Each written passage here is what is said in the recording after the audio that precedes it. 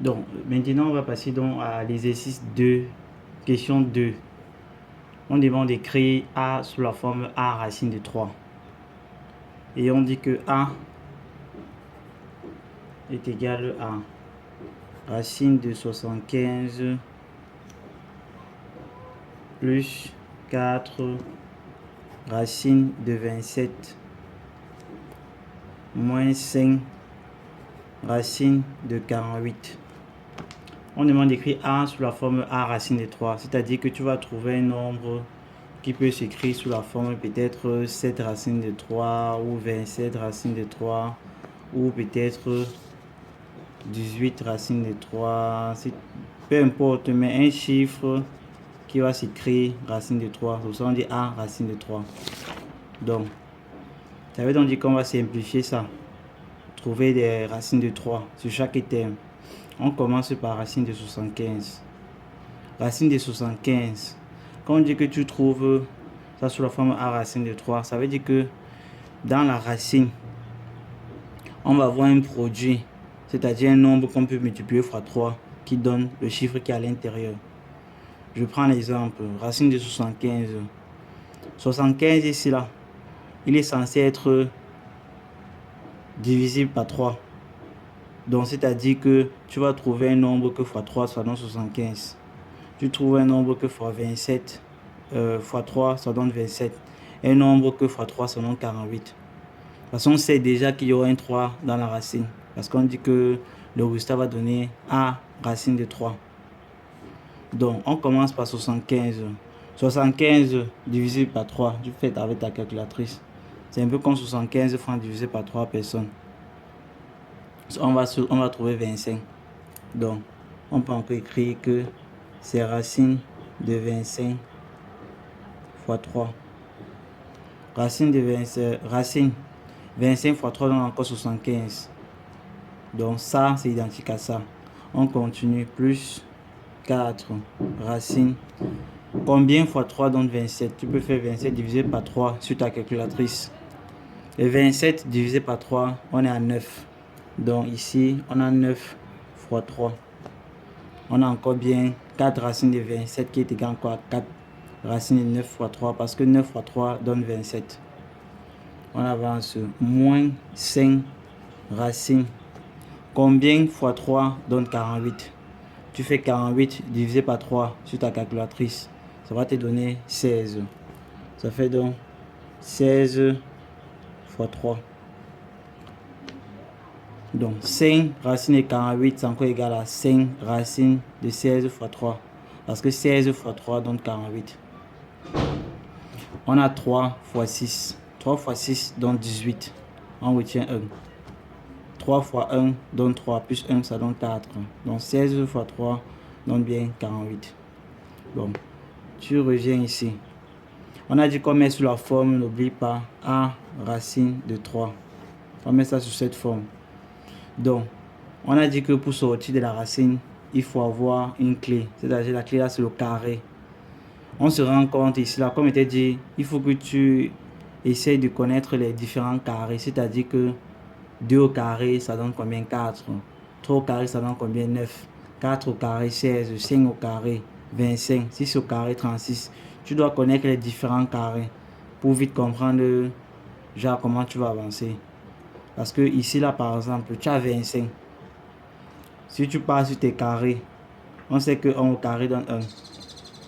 2 au carré donne 4. 3 au carré, 9. 4 au carré, 16. 5 au carré, 25. Tu vois, il n'y a que 25. On peut le mettre par 5 au carré. Donc, on écrit 5 au carré fois 3. Maintenant, plus 4 racine de... On reprend encore 1 au carré, 1. 2 au carré, 4. 3 au carré, 9. On a un 9 ici, là. Ça veut dire qu'on peut écrire 3 au carré fois 3. Moins 5 racine. On prend encore 1 au carré, 1. 2 au carré, 4. 3 au carré, 9. 4 au carré, 16. On a 16 qui peut s'écrire 4 au carré fois 3. Maintenant, donc, comme on dit, pour sortir de la racine, il faut avoir une clé. La clé là, c'est le carré. Sur le premier terme, on a un terme au carré qui peut sortir, qui est 5. Le deuxième terme, c'est 3, qui a le carré, ça peut sortir. Le troisième terme, qui a 4. 4 est au carré, ça peut sortir. Donc, on va réécrire. Quand on est dans la racine, par exemple, 4 dans la racine. Ici, on n'a pas de chiffre devant la racine. Mais on sous-entend que c'est 1.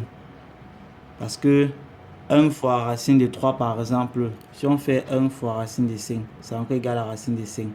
Si on fait 1 fois racine de 6, c'est égal à quoi racine de 6. Donc, si je fais 1 fois ce terme ici, ça donne encore le terme ici. Donc, je sous-entends qu'il y a 1 ici. Donc, quand le 5 ici sort, c'est encore si on faisait 1 fois 5, racine de 3, plus facteur 4 fois 3, racine de 3,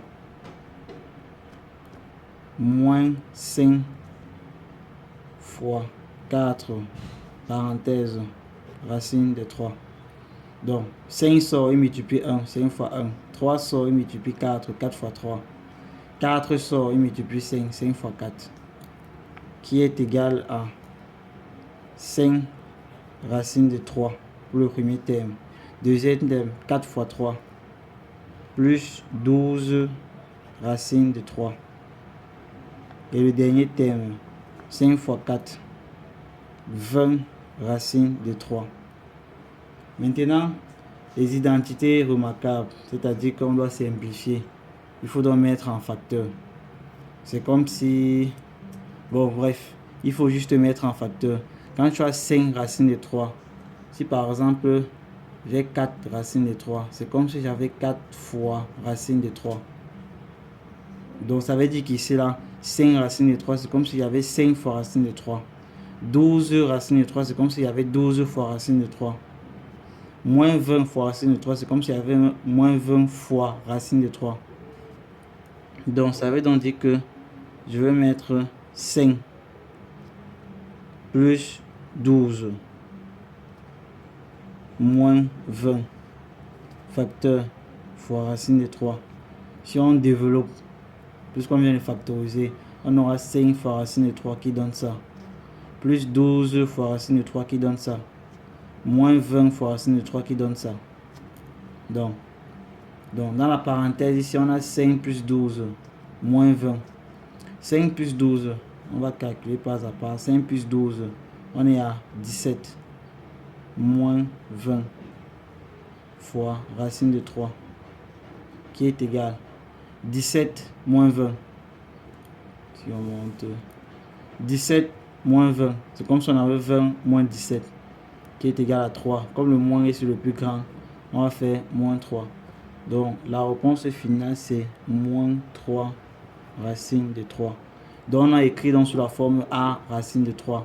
Et le A qu'on cherche c'est moins 3. Donc ça c'est pour la question 2.